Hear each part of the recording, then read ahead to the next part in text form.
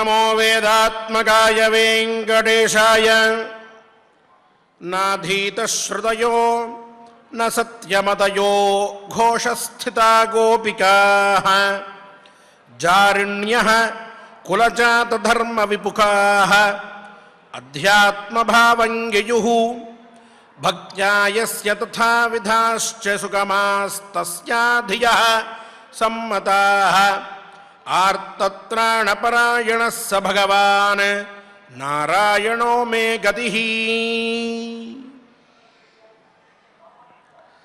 नाधीतश्रुतयो न सत्यमतयो घोषस्थिता गोपिकाः।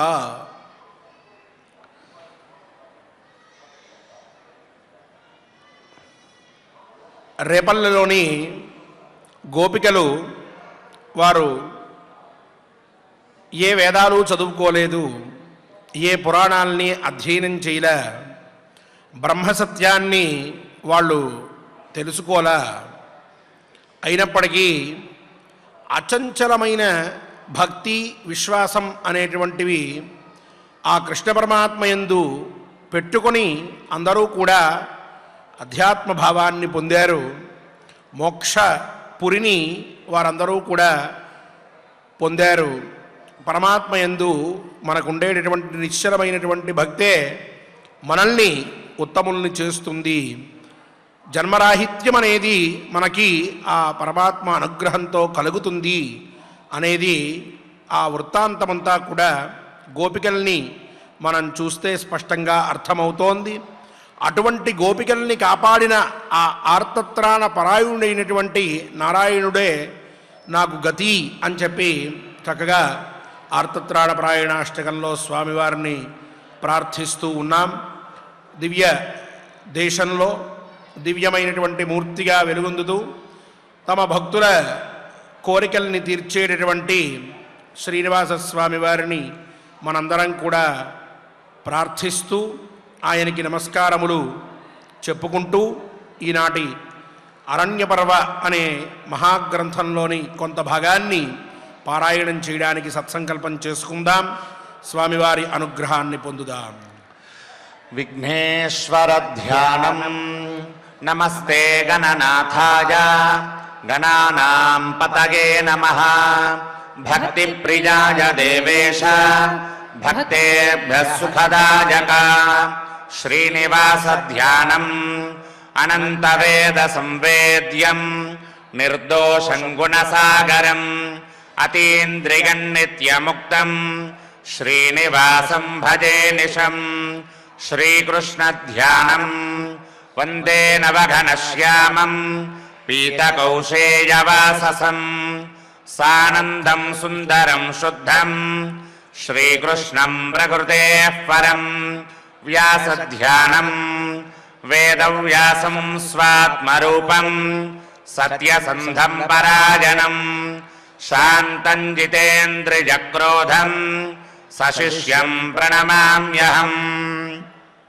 అథ సంకల్పః శ్రీమదాదివరాహ క్షేత్రే విరాజమానస్య జగద్రక్షణార్థమవతీర్ణస్య శ్రీమదఖిలాండకోటి బ్రహ్మాండ నాయకస్య శ్రీ వెంకటేశ్వర స్వామినః పరిపూర్ణానుగ్రహేణ సర్వేషాం భక్తజనానాం ఆదివ్యాధి నివృత్తి ద్వారా ఆయురారోగ్యైశ్వర్యాభివృద్ధ్యర్థం సర్వారిష్ట నివృత్తి ద్వారా సకల శ్రేయోభివృద్ధ్యర్థం ధర్మార్థకామమోక్షాక్ష చతుర్విధ పురుషార్థ సిద్ధ్యర్థం సమస్త పాపక్షయార్థం శ్రీ పరమేశ్వర ప్రీత్యర్థం శ్రీమన్మహాభారతే వనపర్వణి యథాశక్తి ఏకత్రింశోऽధ్యాయాంతర్గత శ్లోకపారాయణం ఆచార్యముఖేన కరిష్యామహే. శ్రీకృష్ణ పరబ్రహ్మణే నమః.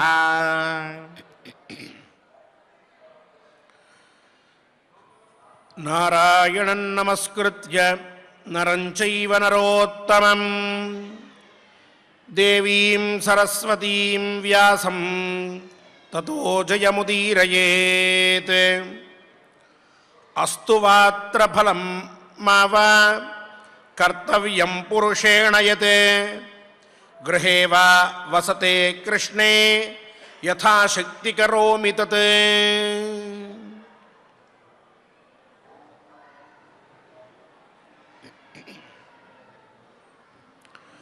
ద్రౌపదీదేవి మాట్లాడిన మాటలకి అర్థం చెప్తూ ఉన్నాడు, వాటికి సమాధానం చెప్తూ ఉన్నాడు.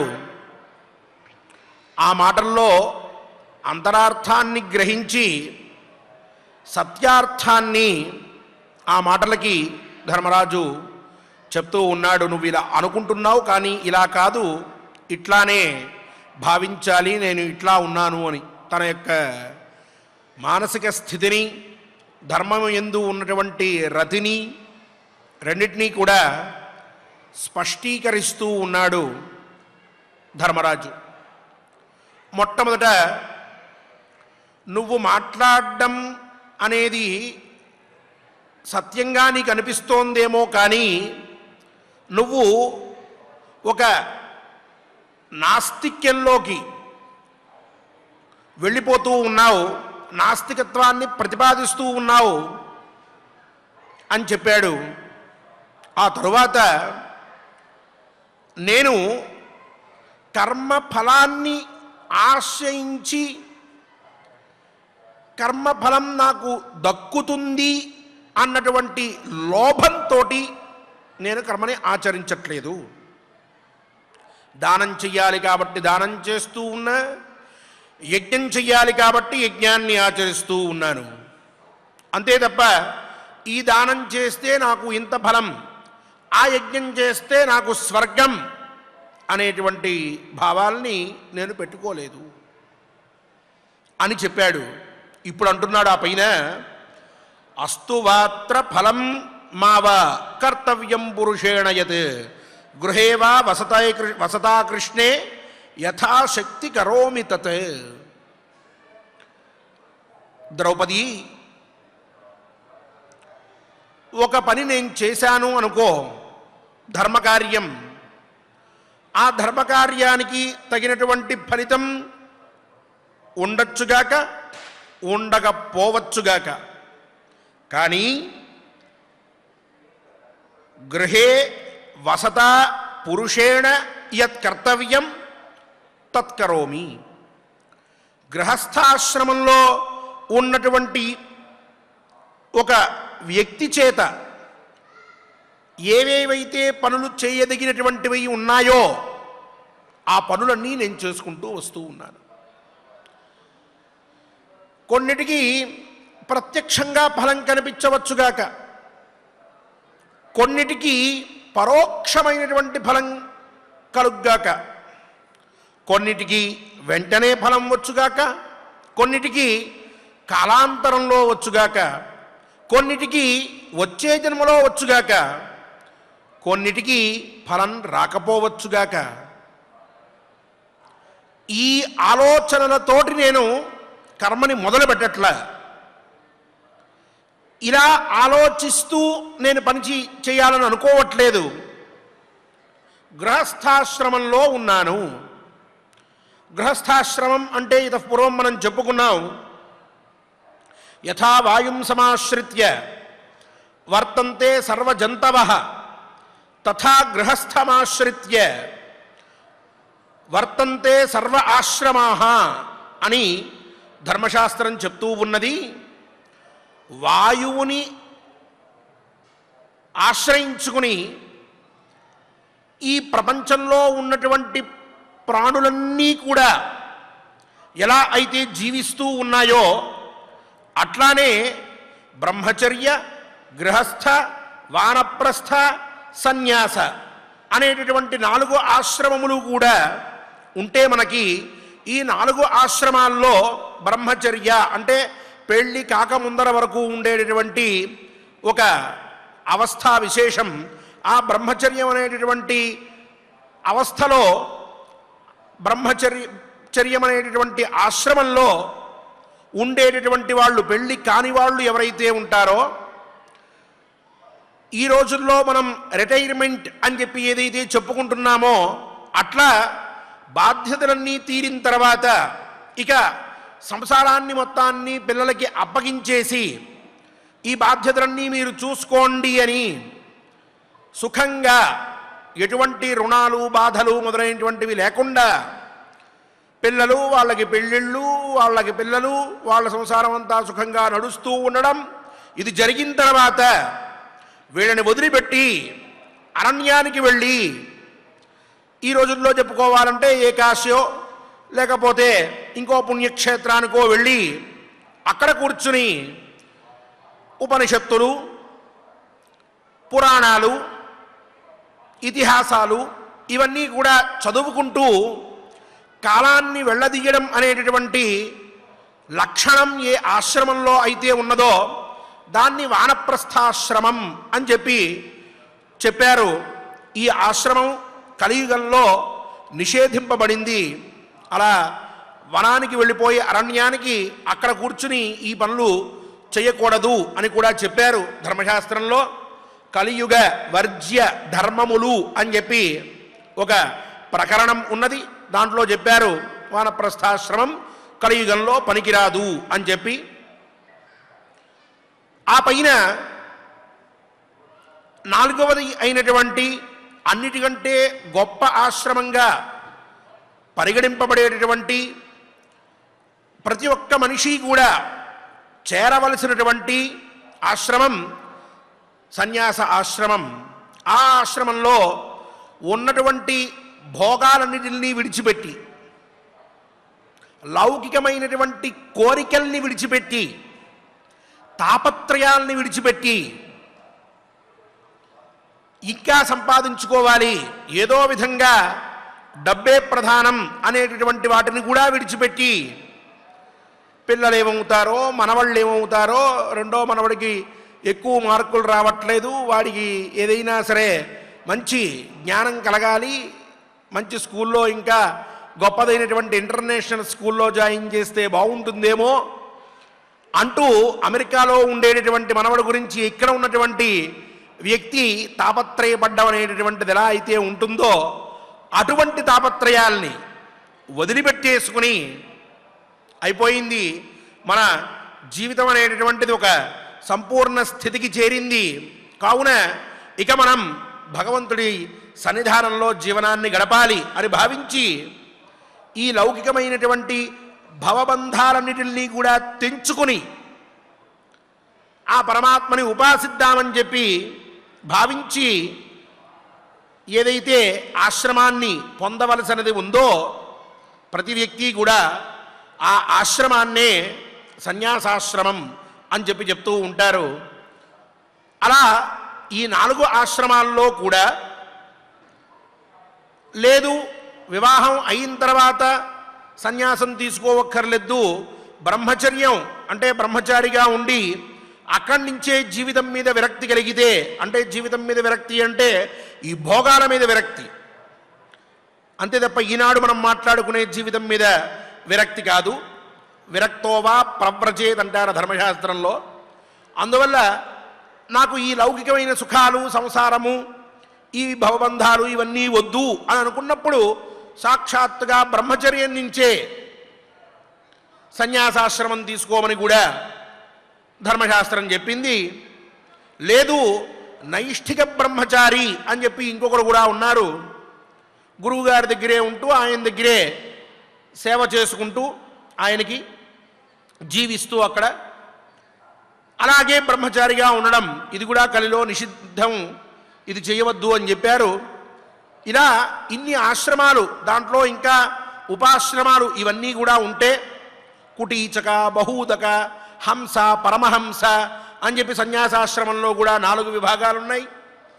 ఇలా ఇన్ని ఆశ్రమాలు ఉంటే అవాంతర ఆశ్రమాలు వీటన్నిటిలోకెల్లా కూడా ఏ ఆశ్రమం గొప్పది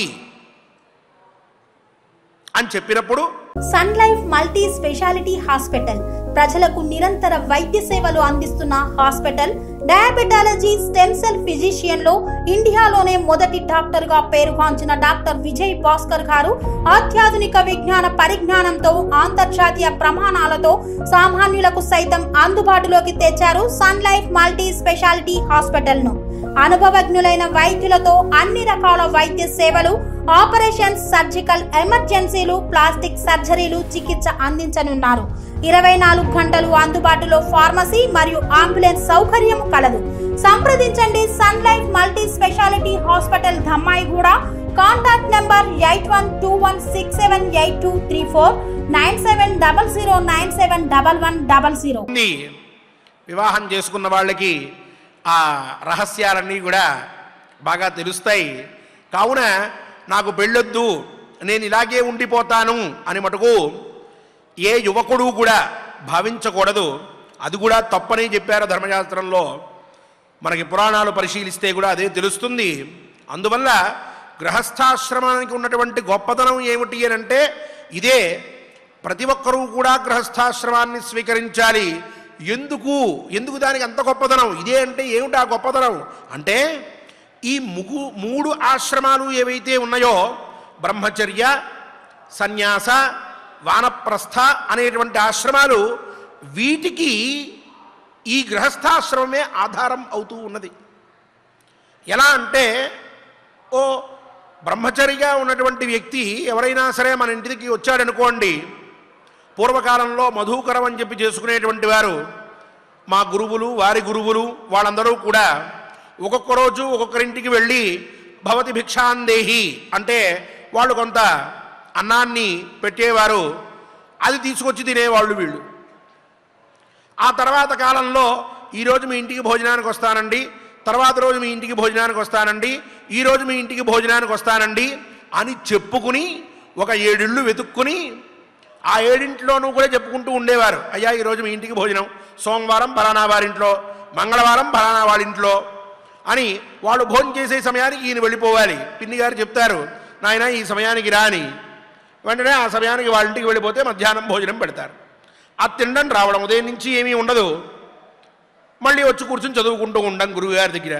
రాత్రిపూట భోజనం సుమారుగా గురువుగారింట్లో గడిచిపోతూ ఉండేది. అట్లా కూడా చదువుకున్నటువంటి మహాత్ములు ఉన్నారు. మా గురువులు అలా చదువుకున్నటువంటి వారు, వారి గురువులు కూడా అలాగే చదువుకున్నటువంటి వారు. అటువంటి మహాత్ములు వాళ్ళు. అలా వాళ్ళు భోజనానికి ఎక్కడికి వెళ్ళాలి, ఎవరు పెడతారు వారికి భోజనం? ఇంకో బ్రహ్మచారి పెట్టలేడు, సన్యాసి ఆయన కూర్చుని వంట చేసి పెట్టలేడు. అంటే ఆయనకి భోజనం పెట్టేటువంటి వాడు గృహస్థుడే. ఒక సన్యాసి వచ్చారనుకోండి, భార్యతో పాటుగా వెళ్ళి ఆయన్ని ఆహ్వానించి ఈరోజు మా ఇంటికి విచ్చేయండి అని ఆయనకు కావలసినటువంటి భిక్షకు కావలసిన ఏర్పాట్లన్నీ కూడా చేసి ఆయన్ని సత్కరించి నమస్కరించి పంపించాలి అంటే ఎవరు సమర్థుడు? బ్రహ్మచారి సమర్థుడు కాదు.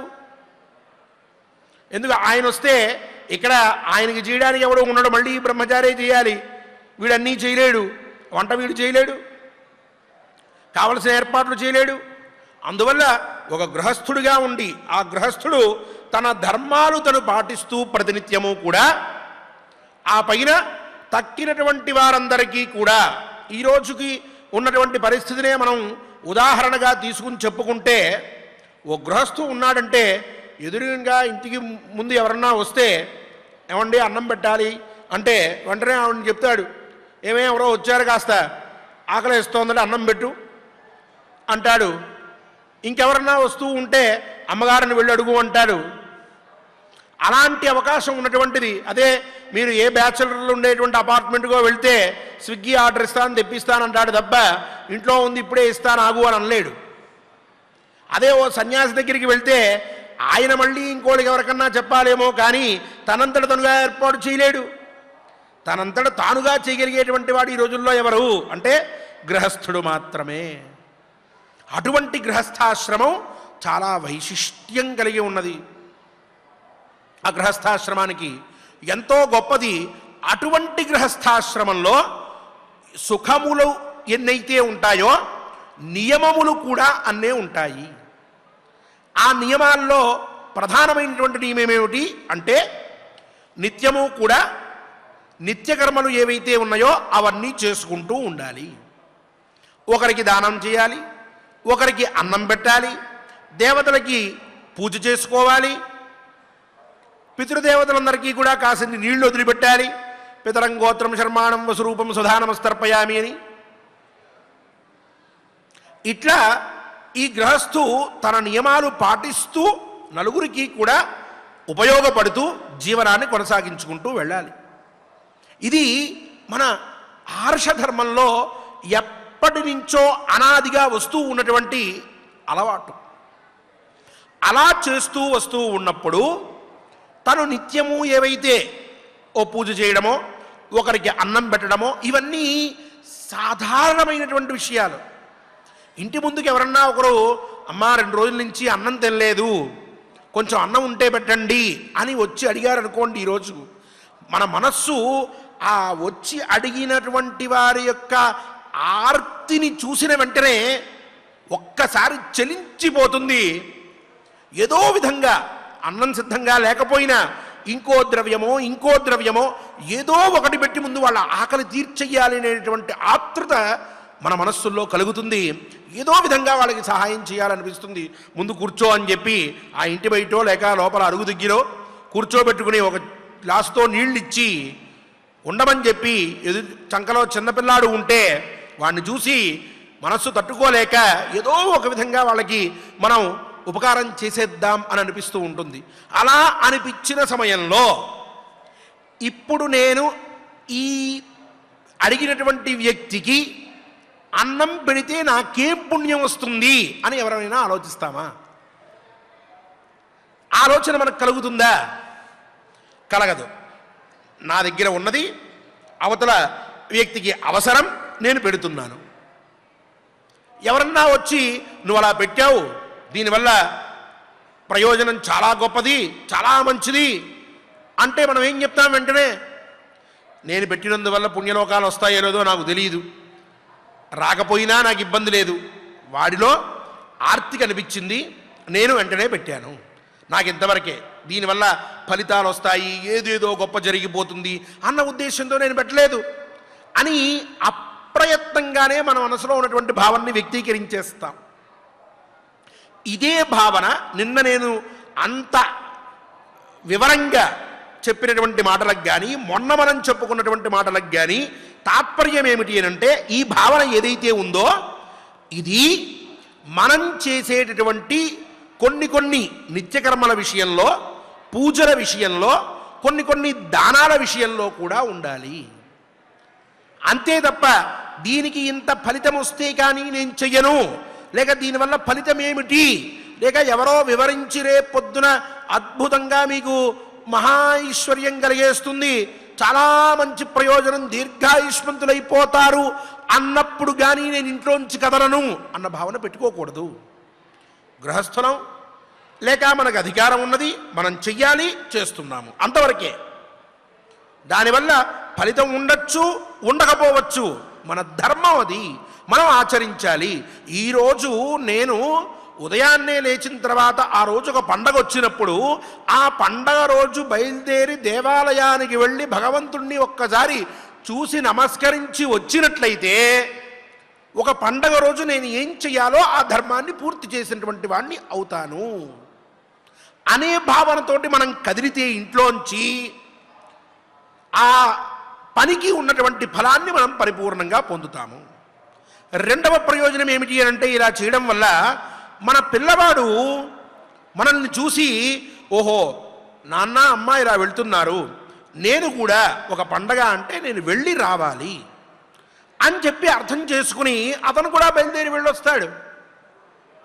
అదే ఆ పిల్లవాడికి మనం చెప్తూ ఉన్నప్పుడు ఈరోజు దేవుణ్ణి దర్శించుకుంటే మహాపుణ్యమత, రాబోయేటువంటి పరీక్షల్లో నువ్వు బ్రహ్మాండంగా ఫస్ట్ క్లాస్లో పాస్ అవుతావుట, వీడు రేపు పొద్దు నుంచి పుస్తకం తీయడం మానేస్తాడు, దేవుణ్ణి పాస్ చేసేస్తాడని. వాడు ఫెయిల్ అయితే దేవుడి మీద విశ్వాసం వాడు కోల్పోతాడు. దానివల్ల ఏమవుతోంది, ఇప్పుడు ఆ ఫలితం నీకు వస్తుంది అని మనం వాడికి అలవాటు చేశాము. వాడు ఇలా అలవాటు చేసుకుని పైకి వెళ్ళేటప్పటికీ వాడు ముందు అలసుడైపోతాడు. నిర్లక్ష్యం ఆవరించేస్తుంది. వాడికి ఏదైనా ఒక సుఖం కావాలన్నా, ఓ దుఃఖం పోవాలన్నా ముందు నేను పురుషకారంతో కొంత ప్రయత్నం చెయ్యాలి, నేను కష్టపడాలి, ఆ పైన నేను భగవంతుడిని ప్రార్థించాలి, నాకు అది దక్కేదైతే ఆయన అనుగ్రహంతో దక్కుతుంది, నేను ముందు కష్టపడాలి అనేటటువంటి సెన్స్ వాడు కోల్పోతాడు. ఆ కోల్పోవడం వల్ల భగవంతుడిని నేను నమ్మినా నాకు రావట్లేదు అనేటటువంటి భావన పెరిగిపోయి ఎంత కష్టపడాలో అంతా కష్టపడకపోతే అతనికి ఏ విధమైనటువంటి ప్రయోజనం చేకూరినట్టు? చివరికి అతను ఏం చేస్తాడు? చిన్నప్పటి నుంచి మా అమ్మ చెప్తూనే ఉంది, దేవుడు ఒక్కసారి కూడా నన్ను పాస్ చేయలేదు, ఎంతో కష్టపడిపోయాను, అయినా సరే నాకేమీ ప్రయోజనం కలగలేదు, 100 సార్లు గుడి చుట్టూ తిరిగాను, బోళ్ళన్ని కొబ్బరికాయలు తీసుకెళ్ళి కొట్టాను. ఇవే నువ్వు క్లాసులో పాస్ అవ్వడం కోసం అని చెప్పి కొబ్బరికాయలు కొడితే నువ్వు 100 సార్లు ప్రదక్షిణం చేస్తూను అవుతావా? నీ ప్రయత్నం రాత్రింబవళ్ళు కూర్చుని శ్రద్ధగా చదవడం అనేటటువంటిది చేస్తూ కష్టపడి ఈ కష్టం అంతా కూడా ఫలించడం కోసం మధ్యలో ఎటువంటి విఘ్నాలు రాకుండా నేను అనుకున్నది అనుకున్నట్టుగా నాకు కలగడం కోసం ఆ మానసికమైనటువంటి పరిస్థితి, నువ్వు పరీక్ష అనేటటువంటి భయాన్ని పోగొట్టుకుని నాకు భగవంతుడు ఉన్నాడు, నేను చదివాను, నాకు భగవంతుడి అనుగ్రహంతో మంచి ఉన్నతి కలుగుతుంది, నేను మంచిగా పాస్ అవుతాను అన్నటువంటి భావనని కలగడం కోసం అని చెప్పి ఒక వ్యవస్థ ఏర్పాటు చేశారు మన పెద్దవాళ్ళు. నువ్వు ప్రయత్నం చేయి, పైన భగవంతుడిని ప్రార్థించు, నువ్వు ఆ పని చేసేటప్పుడు సంకల్పం, మంచి కల్పంతో గట్టిగా అనుకుని నేను చెయ్యగలను, ఎందుకంటే నేను కష్టపడ్డాను, నాకు భగవంతుడి ఆశీర్వచనం ఉంది, రెండింటితోటి నేను పూర్తి చేస్తాను అని చెప్పి నువ్వు ప్రయత్నం మొదలు పెడితే మధ్యలో ఏవైనా కష్టాలు వచ్చాయనుకో, మధ్యలో ఏవైనా చిన్న చిన్న ఇబ్బందులు వచ్చాయనుకో, ఆ భగవంతుడు రక్షిస్తాడు. నువ్వు పరీక్ష రాద్దామని బయలుదేరుతావు, అద్భుతంగా చదివేశావు, బయటకు వచ్చావు, ఒక్క బస్సు రాలేదు, ఒక ఆటో దొరకలేదు, టైం అయిపోతోంది, ఇంకో పావు గంట అయితే నిన్ను లోపలికి రానివ్వరు, నానా ఇబ్బందులు పడిపోతూ ఉన్నావు. నువ్వు ఇంతకుముందు వెళ్ళి నమస్కారం చేసుకొచ్చినటువంటి పుణ్యం ఇప్పుడు నిన్ను కాపాడుతుంది. ఎవడో వస్తాడు, నువ్వు చేయి పెడుతూ ఉంటావు, వాడు ఆపుతాడు, ఏంటి నాన్న అంటాడు, పరీక్షకి వెళ్ళాలి అంకుల్ ప్లీజ్ దా నేను తీసుకెళ్తాను. అది భగవంతుడి యొక్క అనుగ్రహం.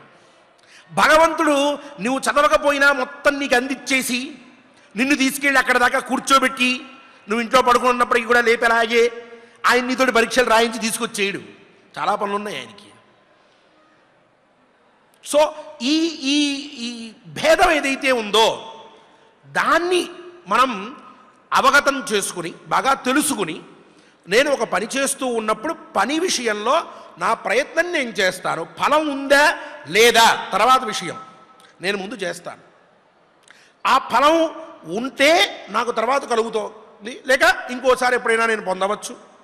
ఒకవేళ ఫలం లేదు అయినా నేను చెయ్యాలి, చేస్తున్నాను. బాగా బ్రహ్మాండంగా చదివావు, వెళ్ళావు, ఫెయిల్ అయ్యావు,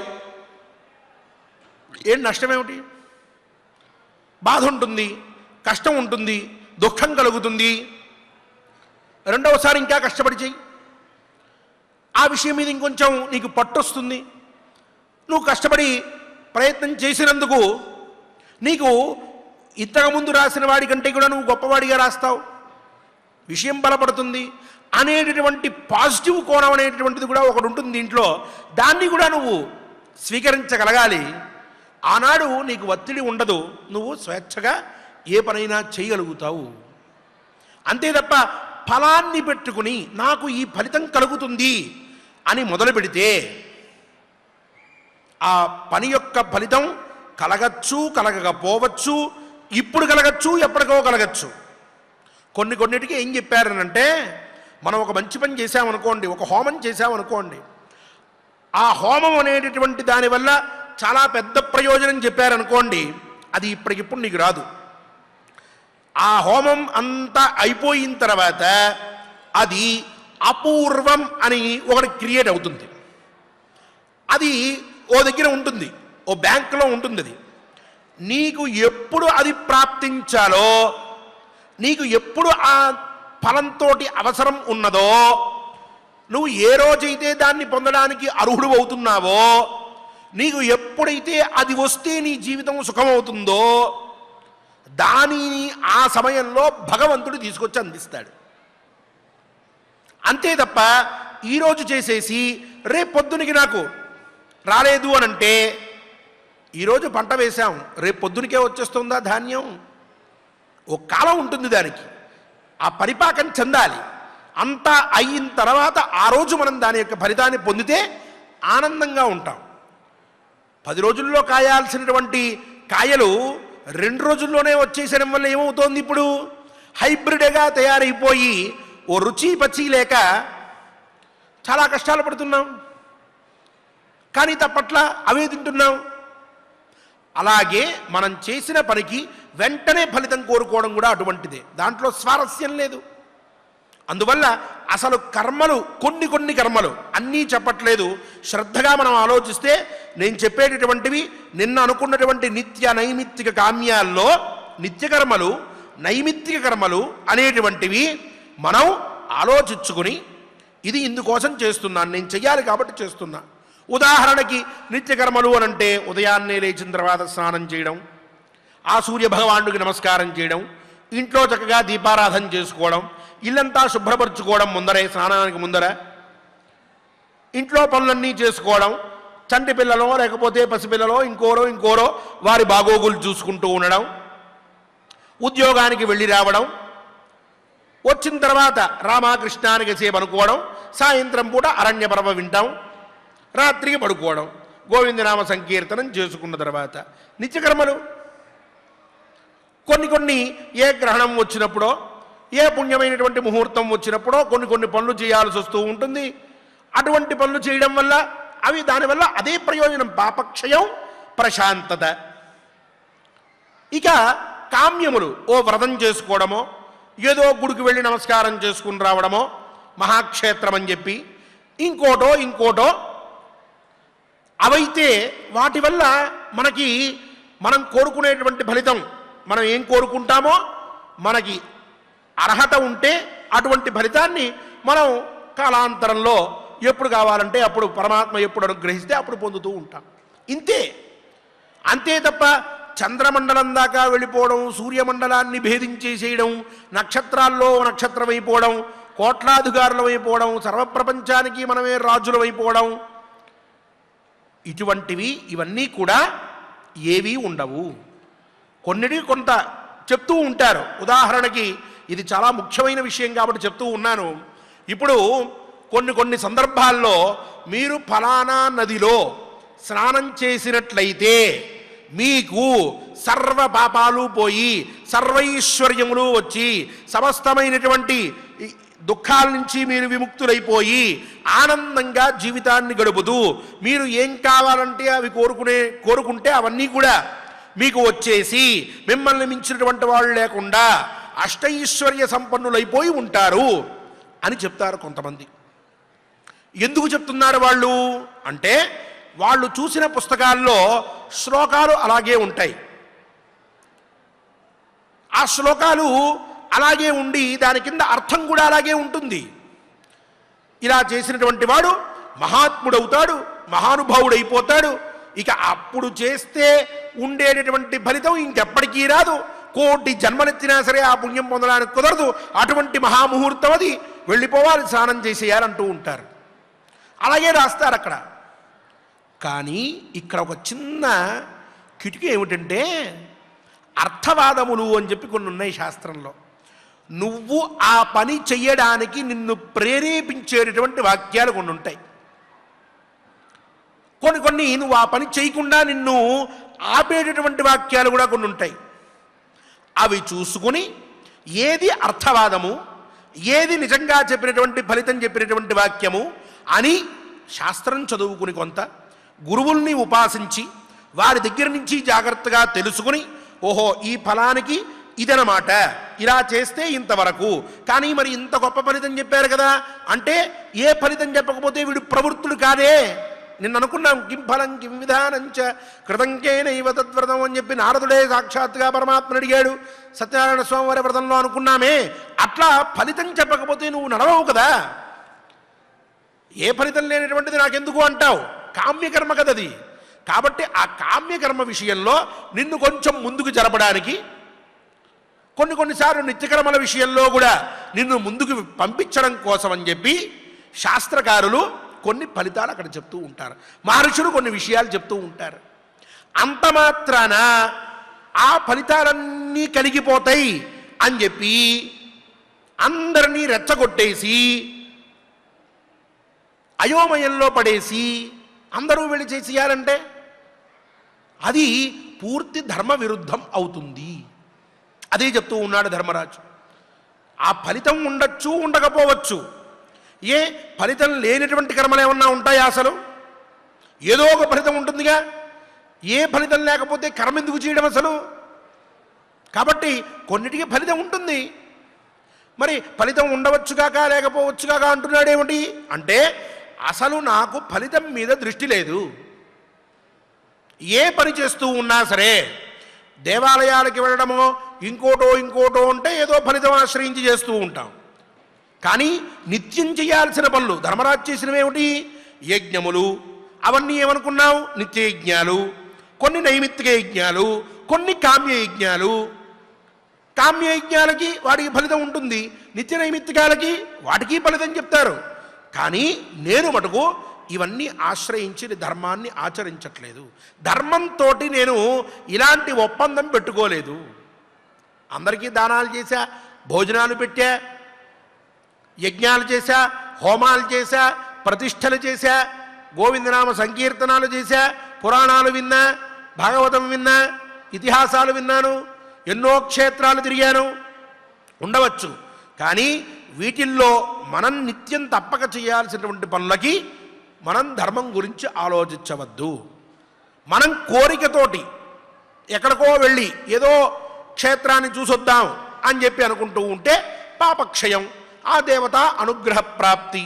కొన్ని చోట్లకి వెళ్ళామనుకోండి, ఆ క్షేత్రానికి వెళ్ళినటువంటి వాళ్ళకి ఖచ్చితంగా పుత్రుడు పుడతాడు అని ఉందనుకోండి, అక్కడికి వెళ్తాం, నమస్కారం చేసుకుని వస్తాం, పుత్రుడు పుడతాడు, సంతోషం. కొన్ని చోట్లకి వెళ్ళామనుకోండి, అనారోగ్యం అనేటువంటిది పోతోంది, వాస్తవం అది. వెళ్తాం, అక్కడ ఆ ఫలితం కోసమే వెళ్తాం, అక్కడ దేవుణ్ణి అర్చిస్తాం, అనారోగ్యం పోగొట్టుకుంటాం, చక్కగా ఇంటికి వస్తాము. ఇవేమిటివి? ఇవన్నీ కామ్యకర్మలు. ఆ ఫలం అక్కడ ఉంది అని మనకి తెలుస్తోంది, ఆ ఫలం కావాలని మనం వెళ్ళి చేసొస్తున్నాం, కాబట్టి దోషం లేదు. కానీ ప్రతి చిన్న విషయానికి ఇంత ఫలితం అంత ఫలితం అని చెప్పి ఏదేదో చెప్పేటటువంటి మాటల్ని మనం ఆలోచించినట్లయితే కర్మ ఫలాన్ని మనం ఆశ్రయించి చేస్తున్నట్లుగా అవుతుంది. అది తప్పు అంటున్నాడు ధర్మరాజు. అలా చెయ్యవద్దు, నేను అలా చెయ్యట్లేదు, నా ఉద్దేశ్యం అది కాదు. గృహే వా వసతా కృష్ణే యథాశక్తి కరోమి తత్. అక్కడ కూడా ఎంత సంస్కారవంతమైనటువంటి మాట మాట్లాడాడండి. అంటున్నాడు యథాశక్తి కరోమి తత్. ఇన్ని గొప్ప యజ్ఞాలు చేశామని ఇంతకుముందు ఆవిడ చెప్పింది. ఈయనంటున్నాడు నువ్వేదో నేను చాలా గొప్పగా చేసేసాను అనుకుంటున్నావు, యథాశక్తి కరోమి, నాకు ఎంతవరకు కుదిరితే అంతవరకు చేస్తున్నాను. అద్భుతంగా నేనేం చేసేయట్లేదు, నా వల్ల అయినంతవరకు చేస్తున్నాను. అది సంస్కారవంతమైనటువంటి మాట. 10 రూపాయలు ఎవరికన్నా దానం చేస్తూ ఉంటే ఓ సెల్ఫీ బ్రహ్మాండంగా ఫేస్బుక్లో అప్లోడు, ఎన్ని లైకులు వచ్చాయని గంటకోసారి చూసుకోవడం, ఎవరికో 4 పళ్ళు పంచి పెడితే దానికో పెద్ద బ్యానరు, వెనకాలో వ్యవహారం, నలుగురికి అన్నదానం చేసినట్లయితే ఊళ్ళో ఉన్నటువంటి వాళ్ళందరికీ తెలియాలని ఫ్లెక్సీలు. ఆయన అంటున్నాడు యథాశక్తి కరోమి. ఏది ఇంతమందికి ఇన్ని యజ్ఞాలు దానాలు ఆ రోజుల్లో చేసినటువంటి ఖర్చుని ఈ రోజుల్లో చెప్పుకోవాలి అని అంటే కొన్ని కోట్లు. అయినా యథాశక్తి కరోమి, నాకు కుదిరినంత వరకు చేస్తున్నాను.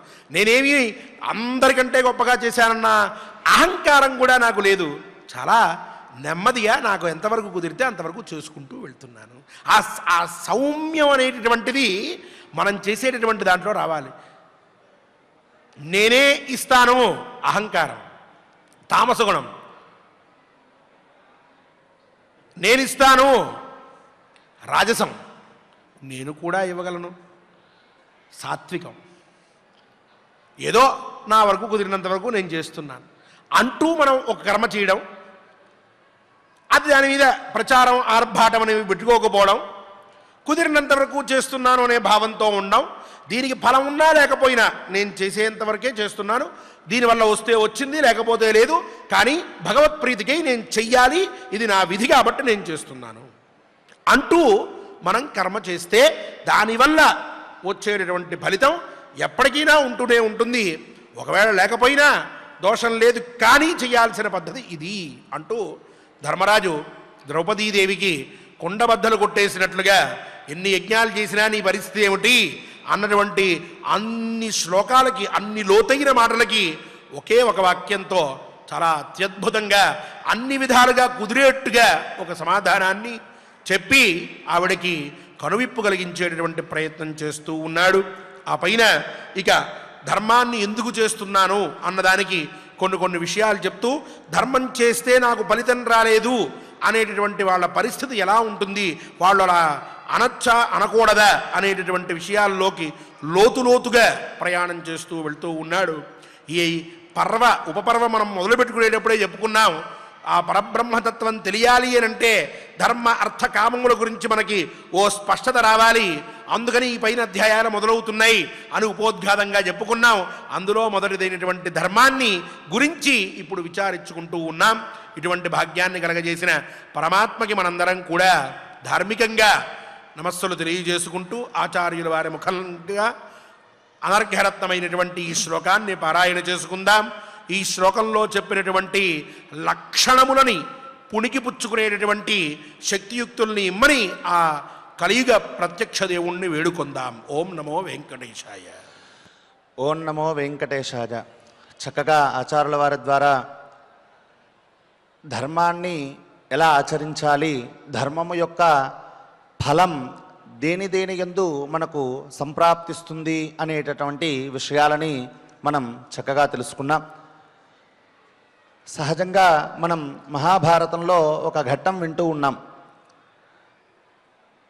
అర్జునుడు మత్స్య ఛేదనం చేసేటటువంటి ఘట్టం.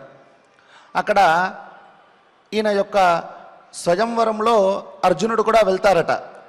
అక్కడికి వెళ్ళి అక్కడ మత్స్యఛేదనం చేస్తే వారినిచ్చి వివాహం చేస్తారు అనేటటువంటి విషయాంగంగా అర్జునుడు అక్కడికి వెళ్ళి అక్కడ మత్స్యఛేదనం చేయడానికి వెళుతూ ఉంటే ఒకసారి కృష్ణుడి వైపు చూస్తారట. చూసి ఈ విధంగా ఉన్నది, నేను ఏం చేయమంటావు అని అడిగితే చక్కగా ధనస్సుని ధరించి ఆ బాణంతో మత్స్యఛేదనం చెయ్యి, నీ వెనక నేను ఉంటాను, మిగిలినంతా కూడా నేను నడిపిస్తాను అని చెప్తారట. చెబితే అప్పుడు అర్జునుడు అంటాడట, ధనస్సుని ఎత్తి పట్టుకునేవాణ్ణి నేను, బాణాన్ని తీసుకొని ఛేదించేటటువంటి వాణ్ణి నేను, పైన ఉన్నటువంటి మత్స్యం ఏదైతే ఉందో దానిని లక్ష్యాన్ని గురిపెట్టి కింద ఉన్నటువంటి నీటిని చూస్తూ దానిని ఛేదించేవాడిని కూడా నేనే కదా, మరి నువ్వు ఎక్కడున్నావయ్యా, నువ్వు నా వెనకల ఉండి నన్ను ఆ ఛేదనానికి కారణమవుతాను అని అంటున్నావు అని అంటే అప్పుడు ఆ శ్రీకృష్ణ పరబ్రహ్మ చెప్తారట, మీరు చెప్పినటువంటి వాస్తవములు ఏవైతే ఉన్నాయో, మాటలు ఏవైతే ఉన్నాయో అవన్నీ కూడా వాస్తవములే, కానీ నువ్వు ఛేదించేటటువంటి సమయంలో ఆ మత్స్యం ఏదైతే ఉందో నీకు ఆ ఉదకంలో నీకు నీటిలో కనిపించాలి. అలా కనిపించాలి అంటే వాయువు ఒక్కసారి అలా వచ్చి ప్రేరణ చేసి ఆ నీటిలో ఉన్నటువంటి అంటే పైన ఉన్నటువంటి మత్స్యము ఈ నీటిలో కనిపించకపోతే నువ్వు ఛేదించగలుగుతావా, దానిని నేను ఆపగలుగుతాను ఓ అర్జున అని చెప్తారట. అప్పుడు ఆ భగవంతుడి యొక్క తత్వాన్ని తెలుసుకున్నటువంటి ఆ అర్జునుడు మరి ఒక్క మారు తనలో ఉన్నటువంటి గర్వం ఏదైతే ఉందో అది తగ్గించుకొని మళ్ళీ భగవంతుడిని అనేక విధములుగా ప్రార్థించి తన లక్ష్యఛేదనానికి ఏకాగ్రతతో తనదైనటువంటి కర్మను ఆచరిస్తూ ఆ లక్ష్యఛేదనం చేయడం జరుగుతుంది. కాబట్టి ఎప్పుడూ కూడా మనం ఏదైతే చేస్తామనుకుంటున్నామో దానికి మనమే పూర్తి బాధ్యత భరిస్తూ స్వామివారిని ఒక్కసారి మనసులో ప్రార్థించి యథావిధిగా కర్మను ఆచరించినట్లయితే సఫలం కలుగుతుంది అనేటటువంటిదే దీని యొక్క ముఖ్య ఉద్దేశ్యము. అంతటి మహత్తరమైనటువంటి విశేష శ్లోకాన్ని మనం ఈరోజు పారాయణం చేసుకుందాం. స్వామివారి యొక్క అనుగ్రహాన్ని పొందుదాం. అస్తు వాత్ర ఫలం మావా అస్తువాత్ర ఫలం మావా కర్తవ్యం పురుషేణ యత్ కర్తవ్యం పురుషేణ యత్ గృహే వా వసతే కృష్ణే గృహే వా వసతే కృష్ణే యథాశక్తి కరోమి తత్ యథాశక్తి కరోమి తత్. ఓం నమో వెంకటేశాయ. శ్రీ వేణుగోపాల్ గారు మరియు ఇతర అన్నమాచార్య ప్రాజెక్ట్ కళాకారులు గోవిందనామ సంకీర్తనం మనందరితో చేయించడానికి సిద్ధులై ఉన్నారు. మనం చక్కగా వారితో కలిసి సభక్తికంగా గోవింద గోవింద అంటూ ఆ పరమాత్మని మన మనస్సులో నింపుకుని ధ్యానిస్తూ కీర్తిద్దాం ఆయన యొక్క.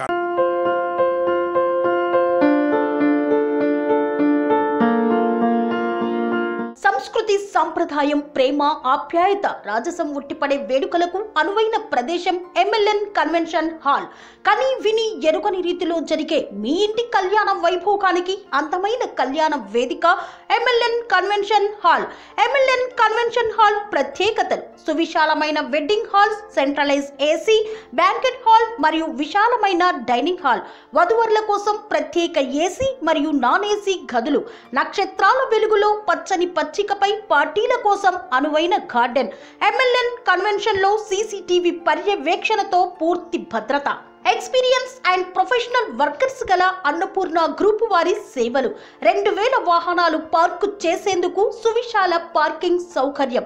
మీ ఇంట జరిగే అన్ని శుభకార్యాలకు, పెళ్లి, reception, engagement, birthdays, get together, corporate events, ఏ ఇతర శుభకార్యాలకైనా అందమైన వేదిక MLN కన్వెన్షన్ హాల్. బుకింగ్ కోసం సంప్రదించండి 7550438888 మరియు 7550428888. మా అడ్రస్ చీర్యాల లక్ష్మీ నరసింహస్వామి దేవాలయం ప్రక్కన, near outer ring road, Keesara junction, Cheeryal గ్రామం, మేడ్చల్ జిల్లా.